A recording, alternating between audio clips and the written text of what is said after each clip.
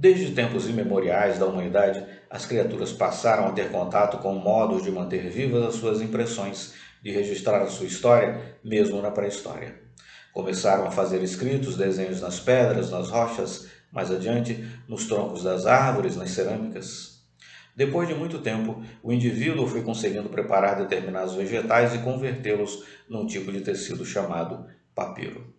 Dessa forma, tivemos os escritos nas cascas de árvores e nos papiros, posteriormente nos tecidos de algodão, de linho, de cânhamo, de seda, ao longo das idades.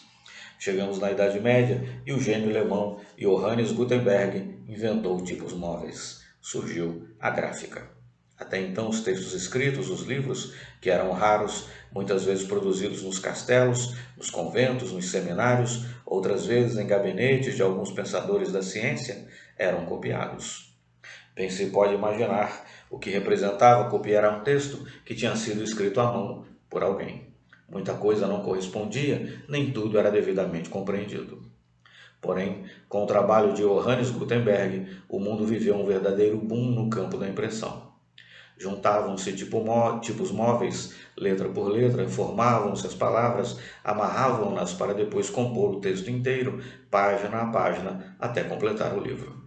A partir dessa invenção de Gutenberg, a quem devemos toda a gratidão, pudemos ter a proliferação dos livros, a literatura ganhou uma expressão vastíssima. Da Alemanha, os tipos móveis invadiram o mundo inteiro, e como se tornaram importantes os livros. Se quisermos chamar de livros os textos primitivos antigos dos povos, teríamos os Zendavesta, os 10 Mandamentos, a Torá, a Cabala, livros notáveis. Depois, tivemos livros formidáveis que foram ganhando expressão ao longo dos séculos. Quem nunca ouviu falar, por exemplo, no Livro dos Mortos do Antigo Egito, no Livro dos Mortos de Akhenaton? Quem nunca ouviu falar da Bhagavad Gita, a sublime canção dos indianos? Pouca gente terá ouvido falar de O Livro dos Espíritos, de Allan Kardec. A Bíblia, com os variados livros dos profetas, dos evangelistas. E a história do livro avança mundo afora. Como é importante perceber no livro o poder que ele tem de nos fazer viajar, embora nunca tendo saído da nossa aldeia, da nossa cidade, da nossa praça local, da nossa praça social. Podemos saber o que se passa no mundo inteiro através da leitura, através do livro. Por isso, vale a pena incentivarmos o livro, a leitura, nesses dias de tantos livros. Saibamos valorizar esse recurso que a vida nos deu e que a inteligência humana conseguiu fazer aflorar, desenvolver-se, amplificar-se, permitindo que tenhamos no mundo inteiro, nas suas línguas nacionais, a bênção do livro, a oportunidade da leitura. Podemos viajar pelas asas da literatura, sejam romances, livros épicos de ciências, de filosofias, livros religiosos, livros de lazer. São os livros que nos embalam. Na medida em que os livros nos embalam a vida, nos permitem sentir coisas que nunca vimos, nunca ouvimos diretamente.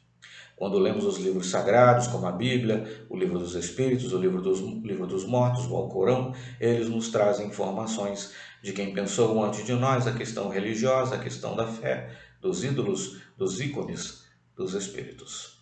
Quando lemos um livro de mitologia, podemos perceber como aquele povo, aquela comunidade ou aquela etnia se relacionava com as suas questões parapsíquicas, paranormais, chamando os espíritos de deuses e travando com eles contatos através das pitonisas, dos rishis, dos hierofantes, dos profetas, dos magos.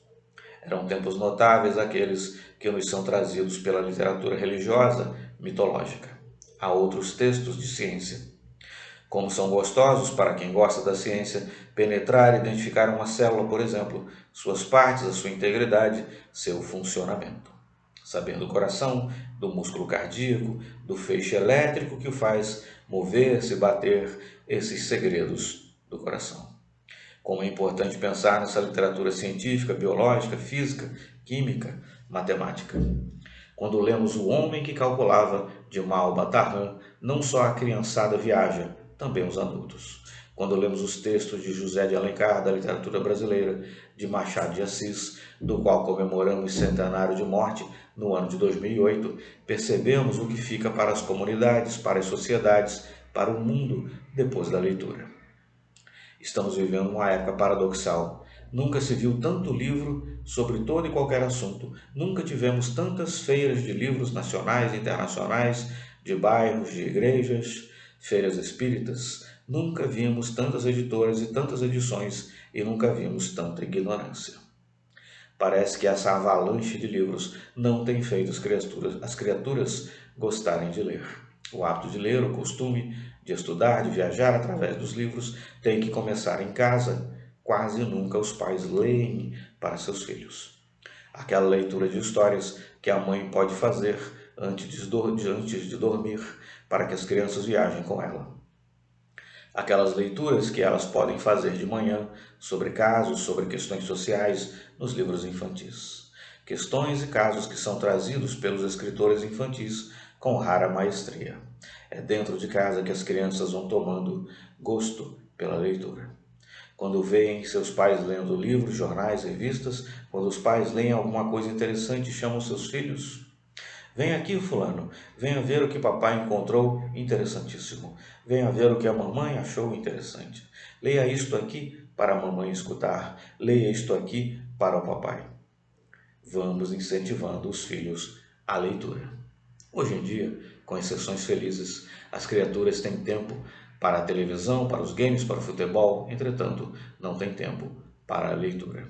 Como poderemos exigir que nossa criança e nossa juventude aprendam a ler se dentro de casa ninguém lê?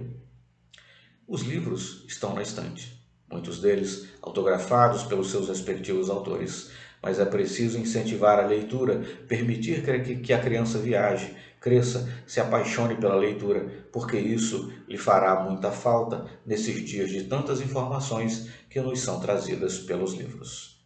Ave o livro, salve a leitura.